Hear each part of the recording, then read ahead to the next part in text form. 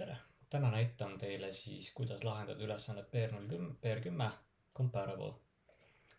Ülesande eesmärk on siis implementeerida compareTo meetod, mis tuleb meile siis, kui me üritame implementeerida comparable liidest. Selle kõige eesmärk on siis see, et me peaks käsitsi sorteerimist asju teha, et me kirjutame lihtsalt klassi sisse selle loogika ära, kuidas asjad peaksid ära sorteeritud olema ja siis vastavalt sellele, kui nüüd näiteks listis kutsume välja meetodit sort või kus iganes kutsume sellist asja välja, siis põhineb siis comparable'i compareTo loogikast, et kuidas seda klassi sorteerida. Alustame siis ülesandest, et esmalt tuleks luua siis hulk klasse. Esmalt siis location, student record'id, siis tuleb luua see klass school. Kopige lihtsalt see mall praegu enda liidesse, siis tehke klass university selle põhjal ja tehke ka secondary school ja primary school selle põhjal. Et see hakkaks välja nägema siit midagi sellist, et see on meil see põhiklass ja siis secondary school, university ja primary school, et sisemus nendel on üks ja sama põhimõtteliselt.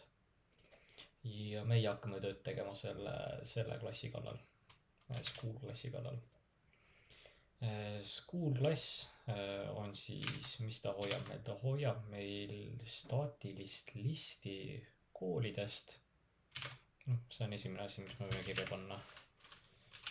Private static final list schools võrdub array list. Vabandan. Siia me hakkame siis oma neid koolikesi kokku koguma. Siis nimekiri, need asjad on meil juba. Igal koolil on nimekiri tudengitest, siis selle jaoks teeme private list, teeme final list.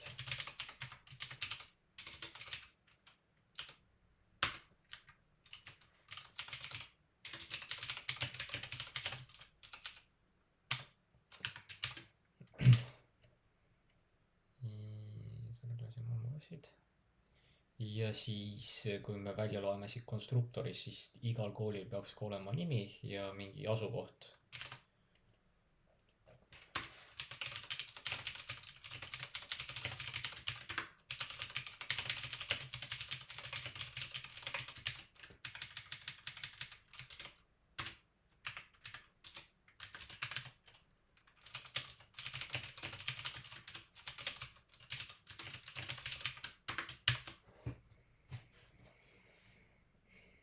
Ja siis, kui see kool luuakse, siis peame ka selle oma schools nimekirja lisama. Ja see käib sedasi. Nii, teeme siis sellised kergemad asjad esmalt ära. Ehk siis add student, get name, get location, get students. Need peaksid suhteliselt kerged olema. Et me lihtsalt lisame mingi tudengi nimekirja kuskile.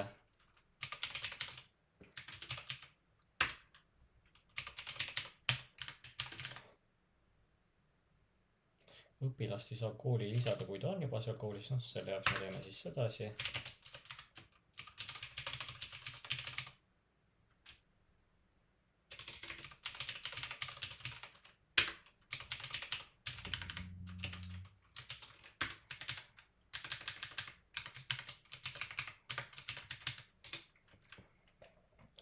Get name of school.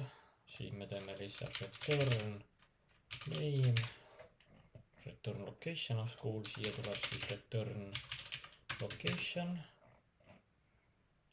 ja siia tuleb return students. Ja kas meil on midagi veel? Meil on static add school, clear schools ja get schools. Kirjutame ära ka need staatilised meetodid, enne kui me compareTo loogika kallale lähme. nii, public static void add school lisab kooli sinna staatilisse nimekirja, clear school teeb selle nimekirja tühjaks ja siis list school, get school tagastab meile selle listi. Ehk siis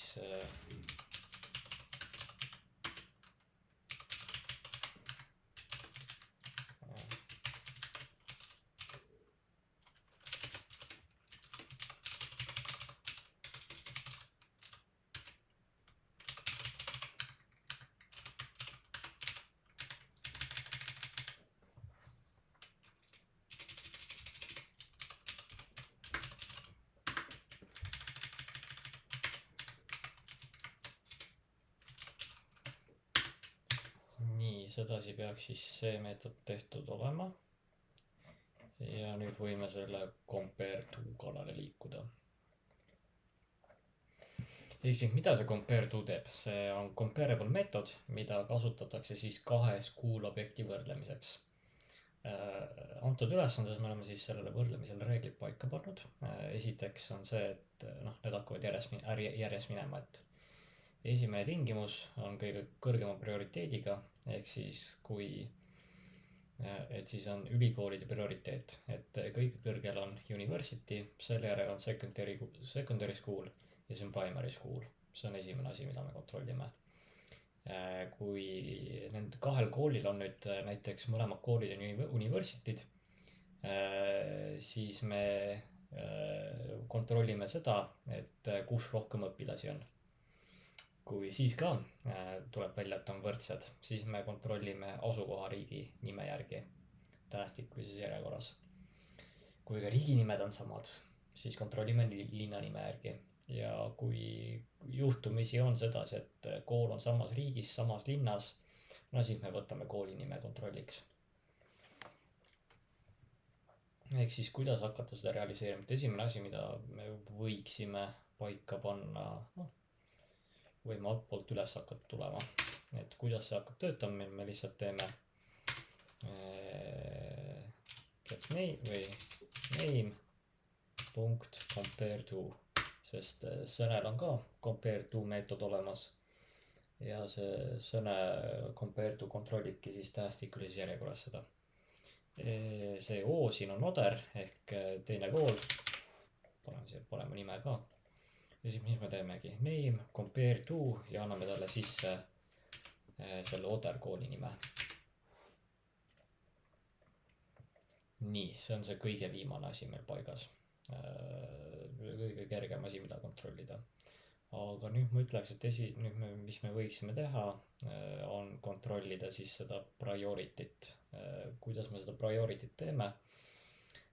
Mina ütleks, et meil võiks mingi abimeetod või ma ütleks isegi mingi abimeetod olla, mis tagastab meile, mis see priority on. Või teeme sedasi, et me paneme teeme abimeetodi pigem, et ei hakka nagu jullu tegema, et abimeetod private int compare to mitte compare to, meil on vaja get priority.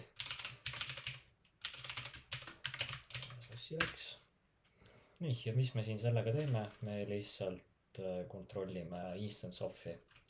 Ehk siis if this instance of university return 3, else if this instance of secondary school return 2,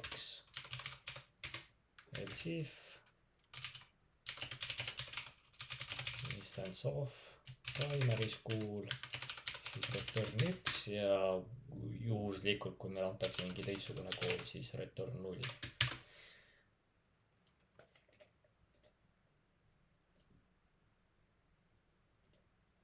Ta ütleb, et selle saab teha switchiga ka või? Ahaa, võime ka nii teha. Okei, ehk siis see meetod hakkab meile iga kord nüüd andma seda priority't. Nii, aga nüüd hakkame siis järjest minema, et esimene kontrollitakse klassi kaudu. Et kui this.get class ei võrdu Oderi klassiga,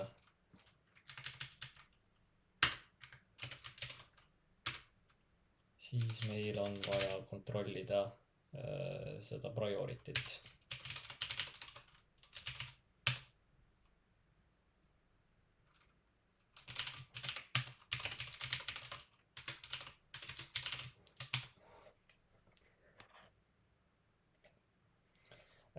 Miinus läks siia ette sellepärast, sest me tahame kontrollida vastastikulises järjekorras, mitte kasvavas järjekorras.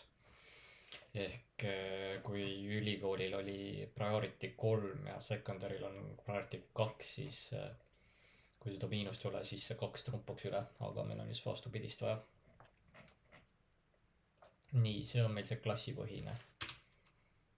Siis järgmisena kontrollime ära tudengite suurusjärgi, ehk siis kui students.size,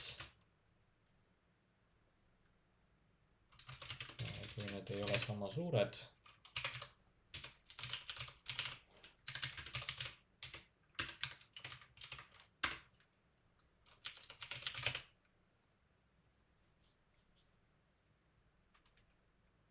me teeme ka integer.compare.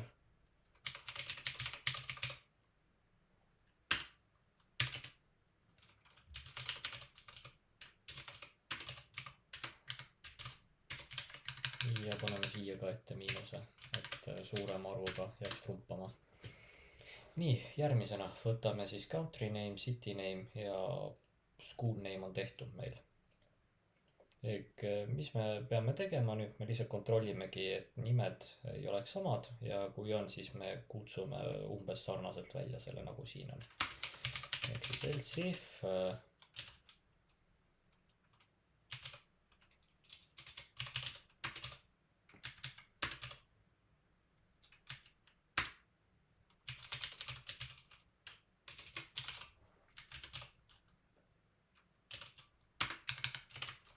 edasi ja return siis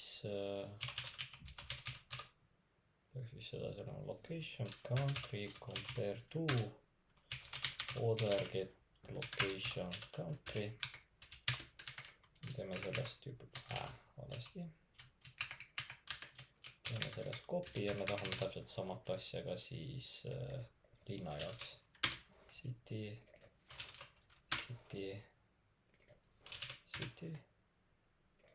ja city.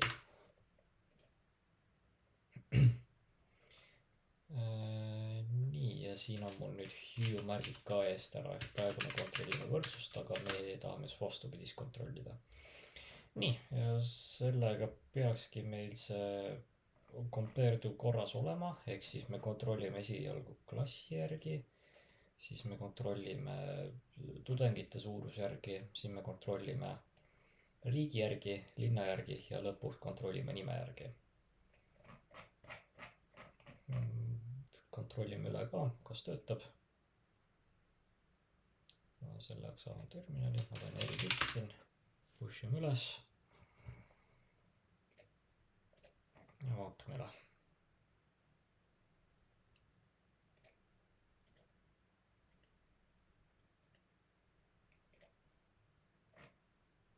Nii, hakkame vaatama, mis tal nüüd ei meeldi. Expectis üht, aga sai teise. Huvitav. Same city, different school name. Correct order, different school classes. Okei, hakkame üles vaatama. Get class, other get class. Väike pisidetail, mis mul jäi kahe silma vahele, on see public static list get schools. Jah, metakoolide nimekirja tagastamiseks ja siin jäi mul vahele nüüd see sorteeritult. Et sellepärast mul need testid siin läbi ei läinud. Ja selle parandamiseks siis lihtsalt return schools stream sorted list. Aga seal nagu rohkem ei olegi midagi comparable'i kohta öelda, et põhiline ongi see, et implementeerite selle meetodi, annate talle tüübi ka sisse, mis tüübiga ta võrdlema hakkab. Ja siis lihtsalt peate selle compare to meetodi ära implementeerima. Tänaseks siis kõik minu poolt.